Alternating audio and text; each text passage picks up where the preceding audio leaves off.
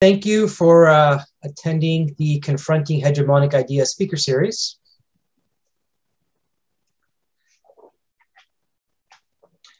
There's information here more about our sponsor and a caveat here. The heterodox, the opinions expressed at this event are those of the individual grantees, organizers, speakers, presenters, and attendees of such events and activities, and do not necessarily reflect the views of the Heterodox Academy and or the John Templeton Foundation. But we are in great support or great appreciation for their support of the speaker series. The speaker series is hosting 6 events. Today will be the second monthly speaker.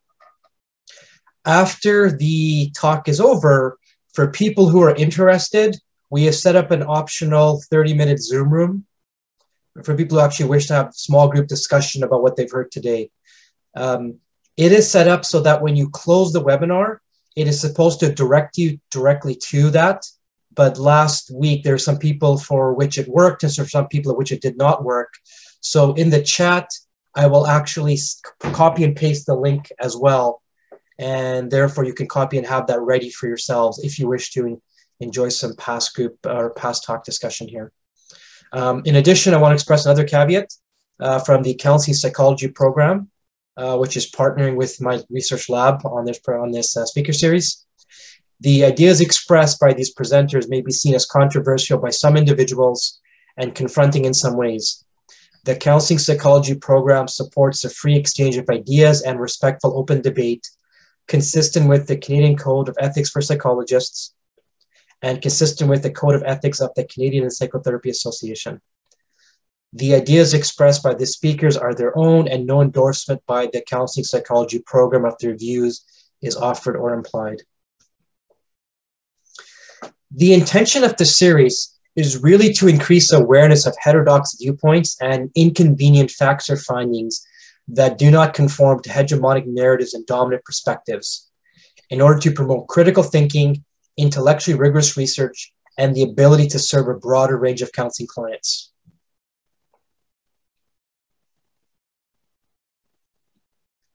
The speakers are guests of UBC, and this is an opportunity for everyone to model intellectual and scholarly humility and debate and respectful engagement with speakers who present such heterodox or unconventional scholarly and evidence-based research perspectives. I'm not going to go through this, but there's some ethics codes there that we're just citing as well that are in support of us putting on a speaker series like this.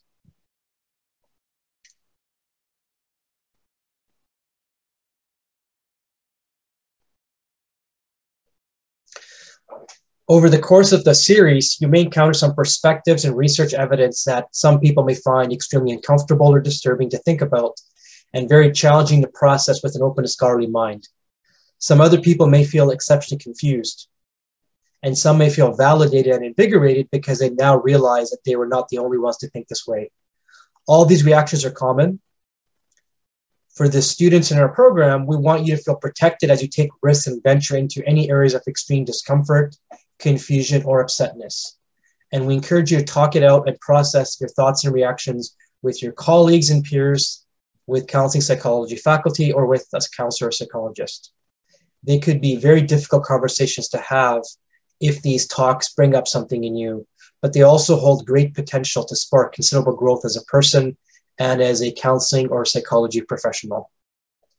But at the end of the day, we believe that the speaker series will help you become a more versatile mental health professional or researcher and maximize your ability to see a wider range of clients who differ greatly from you.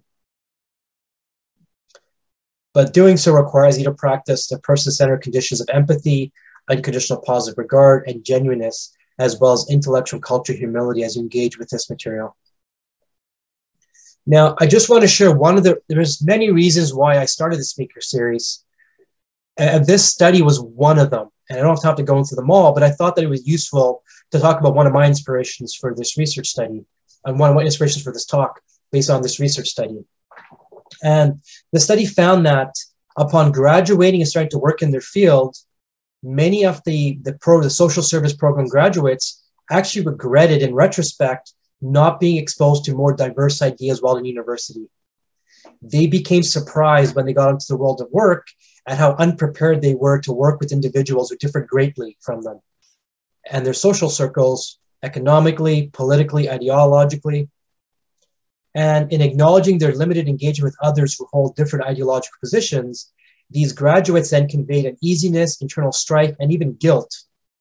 And they recognized incongruence with their values of being civilly engaged, yet maintaining largely homogeneous ideological networks. And I'm just going to share 3 quotes from the participants in the research study, just to highlight why I'm motivated to bring speakers that I may not agree with what they say, just so I can learn and hear what they have to say. One of the participants in the research study said, sometimes turning on Fox News or reading different articles from different places, and although you may vehemently disagree with it or think that it's not true in any way, or whatever you may think, wherever you may think about it, it's still important to read those things and interpret those things. Understand where people who have different views are coming from. Understand what their arguments are. I think that could not only help you empathize and understand those things, but also in terms of if you were having a disagreement with somebody, also helps you understand where they're coming from.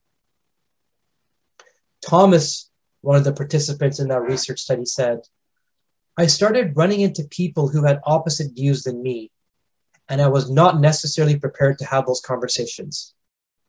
It's easy to have productive conversations with people that have similar views to you, but it's very hard to have those same productive conversations when people do not have the same views as you.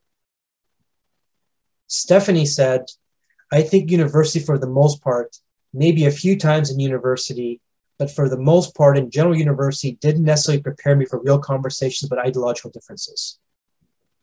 And I can speak from my own experience. I'm working with a nonprofit, and they're starting to serve a large proportion of individuals who are immigrants and refugees from countries like, I guess, the Middle East, South America. They're serving a large group of Farsi-speaking, Arabic-speaking, Punjabi-speaking, Spanish-speaking individuals, and Mandarin-speaking individuals. And some of the counselors are having difficulty because they're not used to hearing some of these views come out of people who are racial, ethnic minority individuals.